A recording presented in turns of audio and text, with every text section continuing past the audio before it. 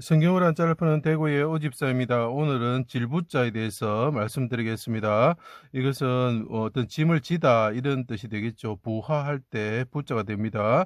여기서 보면 칼도자가 보이고 눈목자가 보입니다. 이 인자지요. 하나님이신데 죽으신 분, 이분은 인자다는 거죠. 그분을 죽게 하는 게 무엇일까? 그분이 제물로서 오셨다면 죽게 하는 건 칼이 되는 거죠. 그죠? 자, 그리고 그분이 찔리셨다 이렇게 볼 수 있습니다. 어조사 야자가 붙었다고 볼 수도 있겠죠. 그리고 그분이 영혼이 떠나셨다는 쪽에 패자가 있습니다. 속전을 지불하신 거죠. 자, 이것을 가지고 이것이 왜 질부자인지 말씀드리겠습니다. 율법을 어김으로 죄로 인하여서 죽음에 이른 사람들이 있었다는 거죠. 죽음을 무서워함으로 근심하다는 거죠. 한평생 매여 죽음의 세력을 잡은 자 마귀의 종노를 함으로써 무거운 짐진 자들이 되었다는 것이죠. 애굽을 생각해 보시면 됩니다. 야곱의 자손들의 애굽인에서 종되었던 자가 되었다는 거죠. 그때 누가 옵니까? 모세가 서 구원을 해주는 거죠. 그 예수님이 필요한 거죠. 세상 죄를 지시기 위해서 어린 양이신 인자가 오셨다. 자, 여기에 사람이 오셨는데 그분이 칼에서 죽으셨는데 어린 양이시다. 칼에 죽는 우리를 대속해서 죽으신 양이라는 거. 죄를 지시기 위해서 오셨다는 거죠. 질부자가 됩니다. 우리의 허물을 담당하셔서 대적의 칼인 십자가에서 수족이 못 박히 찔리시고 그가 찔림은 우리의 허물 때문이다라고 표현하고 있죠. 그래서 그분이 하나님이신데 찔렸다라는 걸 표현하는 거죠.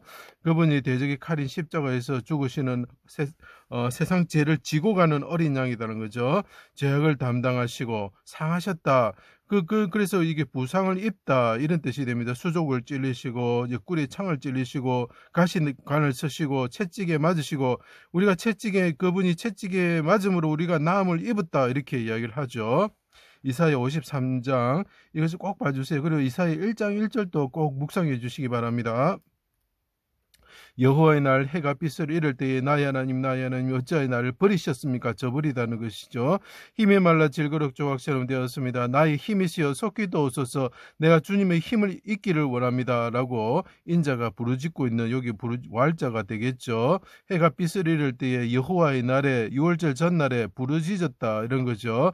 내 생명을 칼에서 내 유일한 것을 개의 세력에서 구하소서. 그들이 또 칼 같은 비방을 합니다.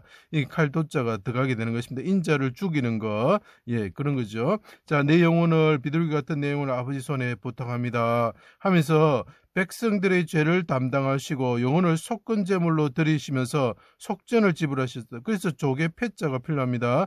그분의 영혼이 눈이라 그랬죠. 그분이 눈이 하나님을 바라보시면서 인자가 쪼개지시고 그 대적의 칼에서 쪼개지시고 그분이 눈에 피를 흘리시면서 눈이 뽑히시면서 쉽게 말하면 성령이 떠나시면서 우리에게 그 속전을 지불하셨다는 거죠.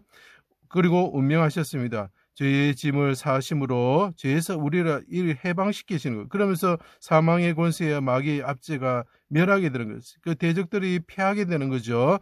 날마다 우리 짐을 지시는 하나님의 아들 예수님이 시편에 보면 날마다 우리 짐을 지시는 하나님이 계셨다는 거죠. 하나님이신데 그분이 오셔서 죽었다는 거죠.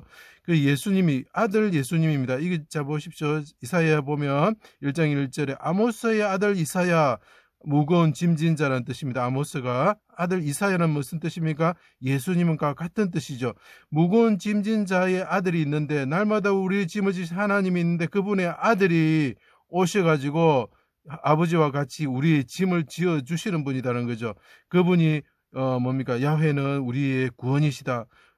여호와 하나님이 우리의 구원이시다. 똑같은 말이죠. 예수님이라는 자가 와서 우리 짐을 지어주실 것이라는 것이 아모스의 아들 이사야에서 나타납니다. 그래서 그분이 이사야 53장에 그가 이렇게 표현할 때에 빌립을 만난 그 환관이 뭐라고 그럽니까? 예, 이 사람이 그냐 아니면 다른 사람을 이야기하느냐 헷갈리게 되는 거죠. 그분을 통해서 아모스의 아들 이사야를 통해서 예수 그리스도를 나타내고 있기 때문에 그렇습니다. 우리의 죄를 담당하시고 우리 죄의 짐을 담당하셨다는 것, 대신 고난을 받아 죽으심으로 우리 대신 심판을 받으신 거죠. 그 속죄양이죠, 그죠? 우리의 죄로 인한 무거운 짐을 그분에 맡기면 죄에서 해방함으로 사망의 권세와 마귀의 압제가 끝난다라는 것이 우리가 전하는 복음입니다. 예수님께 우리가 그러면 만달란트 빚진 자가 되는 거죠. 그분이 우리를 위해서 영원히 떠나셨기 때문에 이 인간들은 이 십자가에 죽으시고 칼에 죽으시는 칼에 죽으시는 어린 양과 같으신 분에게 우리가 10,000달란트를 돈을 빚진 자가 되어버리는 거죠. 그죠? 주님이 주신 용서와 사랑의 가벼운 명예와 맡기신 십자가를 지고 살아가면 되는 것입니다. 이것조차도 날마다 우리의 짐을 지시는 성령님을 통하여서 우리가 함께 지고 살아가면 되는 것입니다. 죄를 지으면 예수님의 피를 힘입어 휘장 가운데 길을 통하여 담대히 나아갈 수 있습니다.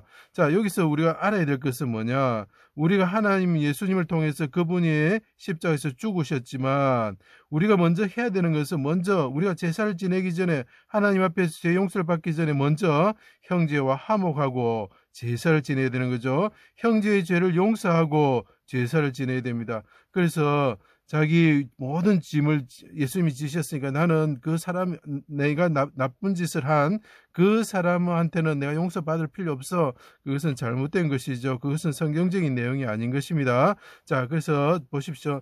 우리를 위해서 인자가 계셨는데 그분 칼에 의해서 죽으신 분인데 영혼을 속건제물로 우리 대신 죄를 담당하시고 십자가에 죽으심으로 그분의 눈이 뽑히듯이 영혼이 떠나시는 분이 계신데, 그래서 우리가 그분이 우리가 죄를 담당하시신 분이신데 그때 우리가 그분에게 빚을 지는 10,000달란트 빚을 지는 자가 되어서 우리에게 잘못한 사람들의 죄를 우리는 용서하면서 사랑하면서 살아가는, 그분이 하신 일보다 작은 일을 감당하면서 예수를 닮아서 비슷한 삶을 살아가는 그런 사람이 되어라, 이렇게 나타내는 글자지요.